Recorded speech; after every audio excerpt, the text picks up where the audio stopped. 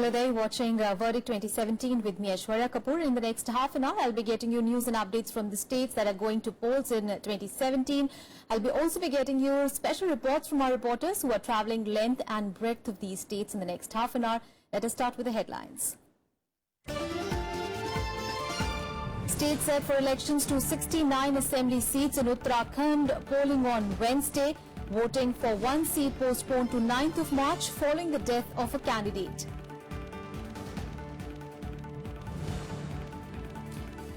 .67 seats spread across 11 districts set to vote in second phase of polling in Uttar Pradesh, polling tomorrow.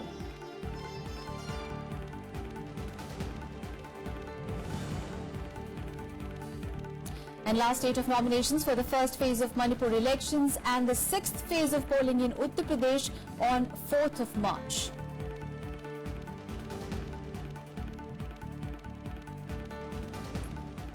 First up, news from Uttar Pradesh, and campaigning for the 67 constituencies of Uttar Pradesh for the second phase of elections ended yesterday. Well, the stage is now set for polls on Wednesday, that is tomorrow. Well, the high voltage campaigning saw the top brass of the main parties in fray, addressing a number of rallies, a roadshow as well as public meetings. While Uttar Pradesh is witnessing a tough contest between the Samajwadi Party Congress Alliance, the BSP, BJP and the RLD. Now, 67 constituencies in the state are spread across 11 districts, namely Saharanpur, Bijnor, Muradabad, Sambhal, Bareilly, Amroha, Pilibhit and Badaयूं. In the 2012 assembly elections, out of the 67 seats, now the ruling Samajwadi Party had won 34 seats, followed by BSP on 18, BJP 10, Congress 3 and others 2.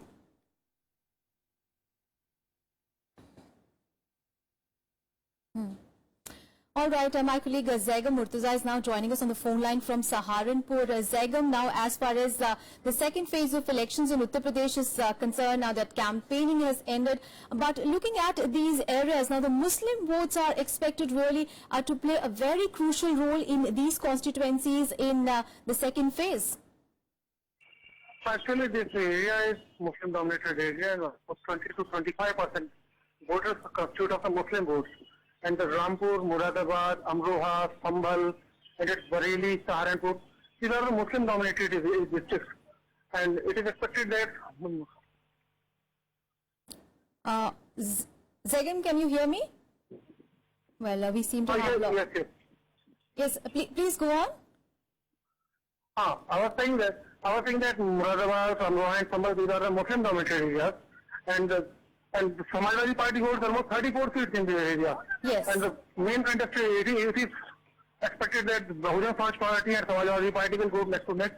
And the BJP is trying to make a triangular contest in this region. And you know, the SP and the SP Congress and the BSP last year got the maximum number of seats last time in 2012 assembly polls, but you know, if it just putting the caste campaign and saying that, you know, this is the only factor would be really unfair for these areas, because these areas they have you know, as far as the socio-economic indicators are concerned, these areas are really lagging behind. Actually, the Royalkhand region and the Saharanpur of the Western UP, these are the most backward regions in the UP, they are called. And education and the local issues are of the infrastructure, the development, the industrialization and the employment.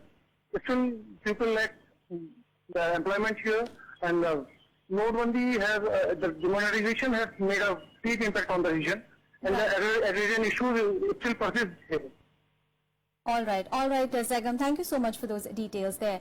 Moving on to Uttarakhand now, well, campaigning for 69 out of 70 seats in Uttarakhand going to polls on 15th of February also ended yesterday. Well, the fight in Uttarakhand could be crucial this time, as there are about a dozen rebel candidates in the fray as independents. Now, this could upset the calculations of the Congress and the BJP, which have been traditionally the two main contenders for power in the hill state. Well, 12 former Congress MLAs are also contesting this time as BJP candidates. Over 75 lakh voters will decide the fate of 628 candidates in 69 assembly seats. Nearly 20,000 security personnel have been deployed to ensure peaceful polling in the state. Meanwhile, election for the Karnaprayag seat has been postponed following the death of the BSP candidate there. It will now be held on 9th of March. All right, my colleague Pranav is joining us from Dehradun for more on this. Pranav, now Uttarakhand goes to polls tomorrow for this fourth assembly election since its formation. And now the traditional fight really has been between the Congress and the BJP. But this time, contest has been really muddled with the rebels from both the parties.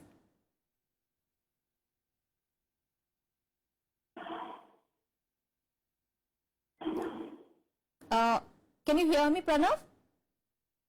Yeah, if you could repeat your question, please. Pranav, I was asking you, that this always, as far as this Uttarakhand state is concerned, ever since it has been formed, there's always been a bipolar contest really between the Congress and the BJP. But this time there are rebels from both the parties. Now that could act as a spoiler. Yeah, you are absolutely right. And it's an irony, you can say, that the real issues which are related to common men in Uttarakhand, that has been pushed back, and the issues which are related to the party infight. We know that 3 years back, around 3 years back, when Vijay Bahuguna, then Chief Minister, was removed from his position, and then he went openly against the Congress, and then he joined hands with BJP. So Harish Rawat government is facing real problems, and this current government is also facing anti-incumbency factor. As far as BJP is concerned, we know that saying and have been alleging that they have been neglected by BJP, and they've given priorities to those who've come from Congress. So these are the issues which BJP and Congress, both parties, are facing currently. As far as the issues are concerned, there are many issues which are very prominent. Migration issue is very prominent. We know that in Uttarakhand, the growth and development is restricted within the 3 districts which are plain, and the rest of the 10 districts which are hill areas, those areas have been neglected. And right. The youth of hills, they wish to migrate to plain. So these are the issues. Issues related to environment is also very prominent. In 2013, that cloudburst disaster hit the Kedar Valley, and after 4 years since that disaster happened, the normalcy has not been restored. So employment and development, these are the basic infrastructure related issues are also very important. Absolutely. So while this contest has been projected as a contest really between 2 personalities, between Chief Minister Harish Rawat and Prime Minister Narendra Modi, it's become a personality driven contest, but the number of issues really that the people of Uttarakhand face. Thank you so much, Pranav, for all those updates there. Meanwhile, today is the last date for making nominations for the 6th phase of Uttar Pradesh and the first phase of Manipur Assembly polls, for which voting will take place on 4th of March. Now, 49 seats in the UP's 7 districts will go to polls in the 6th phase, and 38 assembly seats will elect their leaders in Manipur. Well, candidates can withdraw their candidature until 18th of February.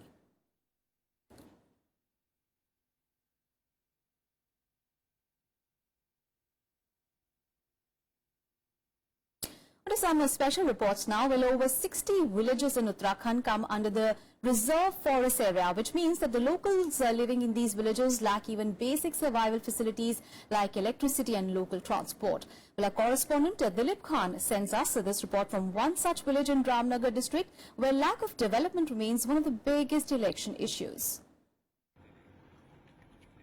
Carved out 17 years ago as a hill state from Uttar Pradesh, the state of Uttarakhand is still struggling to provide basic necessities to its remote forest villages. Over 1,800 voters live in the small Patrani village in Ramnagar district, which still lacks road, electricity, even a hospital.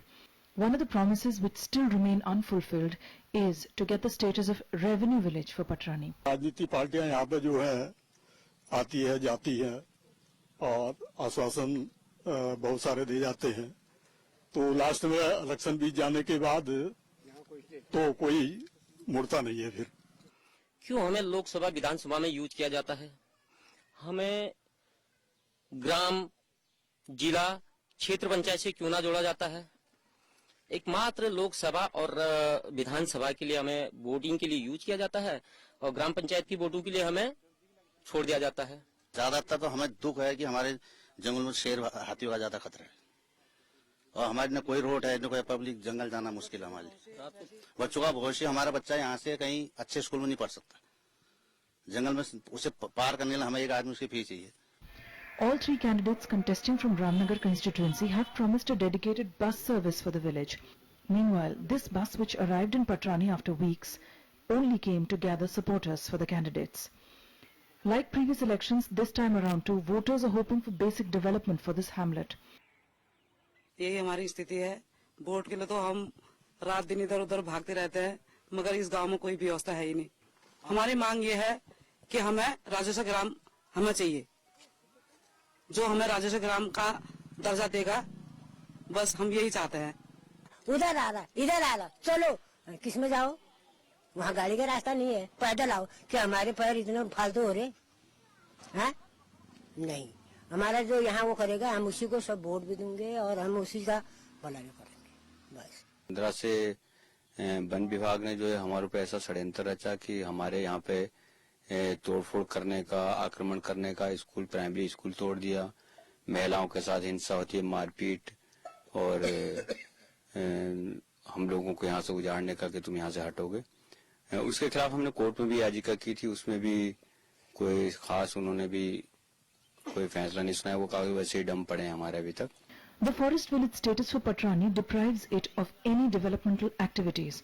The villagers are denied permission to make pakka houses, claim old, dried or felled trees in their courtyard, make fencing around their houses, or claim compensation for crop loss, as these areas are considered to be forest land owned by the forest department. हम मानते हैं कि हम जंगलों से लगे हुए गांव हैं, और जंगलों से जो लगे गांव हैं उनके अंदर बहुत सारी आज समस्याएं हैं। जंगली जानवरों का जो लगातार इंसानों पर और फसलों पर जो नुकसान हो रहा है, उसके साथ ही इस क्षेत्र के अंदर कॉर्बेट नेशनल पार्क के 10 किलोमीटर तक इको सेंसिटिव जोन घोषित करने की जो सरकार की कवायद है, उसमें हमारे हक हकूक लगातार खत्म हो रहे हैं। इको सेंसिटिव जोन आप विश्व के लिए, देश के लिए क्रिएट कर रहे हैं। वहाँ के लोग सफर ना करें, उन लोगों को कुछ स्पेशल प्रिविलेजेस मिल जाए, लोग खुश हो जाएंगे।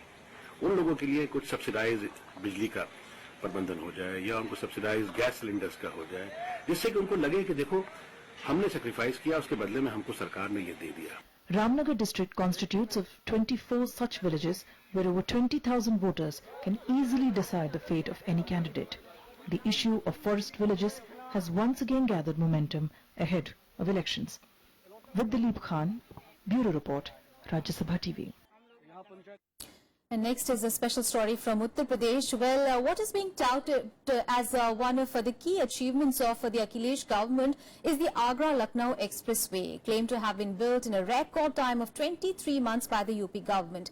Well, it was inaugurated amidst much fanfare but remains incomplete at several stretches. Here is a report. Welcome to the Agra-Lucknow Expressway, country's longest greenfield expressway. It was thrown open for the public on December 23rd, 2016. The Samajwadi Party government has made this expressway the fulcrum of its election campaign.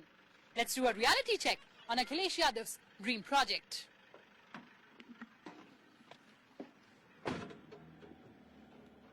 Six hours is all it would take to reach Lucknow from Delhi through this expressway. But the wait to get on that road isn't over yet. The under-construction toll plazas stand tall right at the entry point of the expressway from Agra. The commuters have to take a detour to NH2 for the stretch between Agra and Firozabad.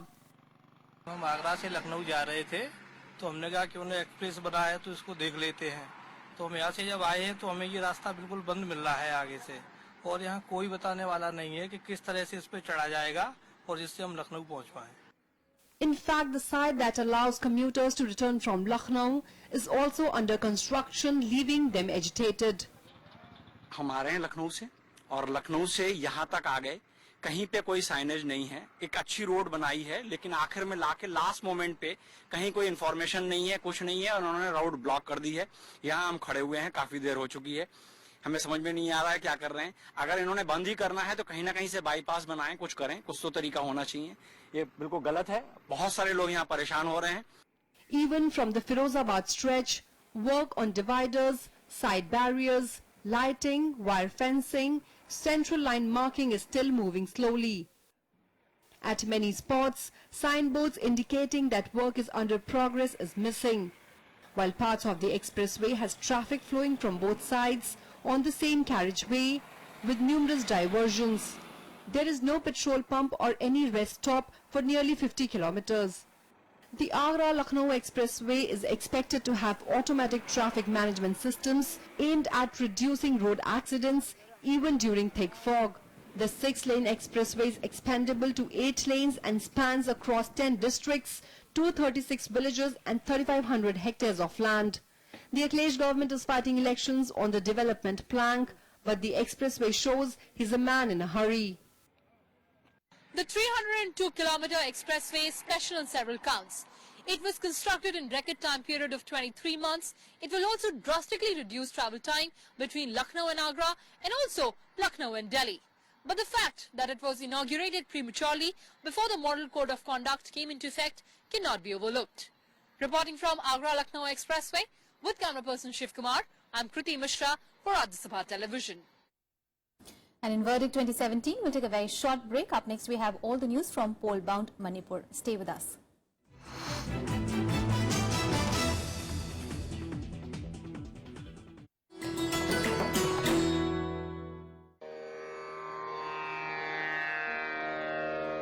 The sacred relics of Buddha were unearthed in Piprava in Uttar Pradesh.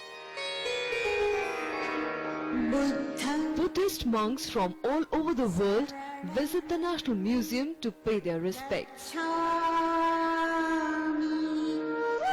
These charred bone fragments of Buddha are housed in the gold canopy gifted by the royal family of Thailand.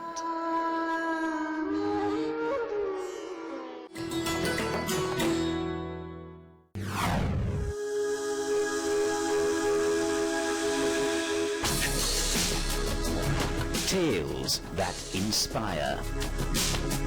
Stories of social change. A salute to diversity. Promoting public discourse. Events that motivate. Inspiring the innovative spirit. Watch Rajya Sabha television documentaries.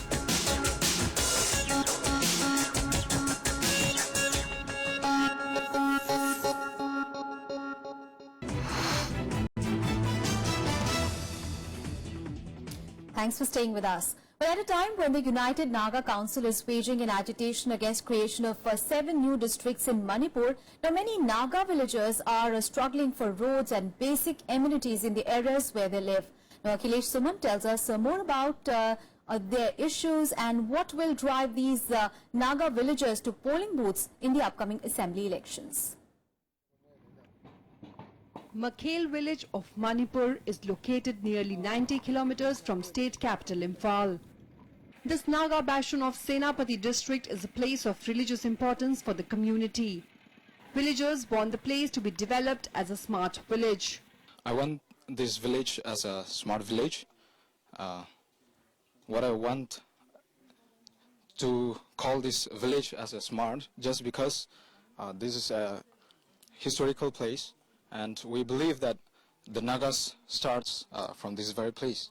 Nagas claim this is the place of origin. It's only one shining example of harmony between the Naga, Meitei and Assamese communities of the northeast. Focusing on development here would only help promote harmony in the insurgency-prone state. These stones represents the departure of 3 brothers. And the 3 brothers are Asifuralapa, the first brother. He is Mayang, so to say, the policeman of Assam and elsewhere. Second is Tuto. He is the forefathers of Meitei. And third, Kepio is the forefathers of the Nagas. So these 3 brothers had departed from this village. This is the story that has been handed over to us from our parents, forefathers. With dusty and uneven roads, reaching the area become a bone-jarring bumpy ride. The Congress claims that lack of funds in the state is responsible for the bad infrastructure. Actually, this village has been neglected by the government in all sector. I would say the central government or the state government has not taken care of anything of this historical village. There is no blacktopping, no proper sanitation, no any government infrastructure. We have apprised Government of India.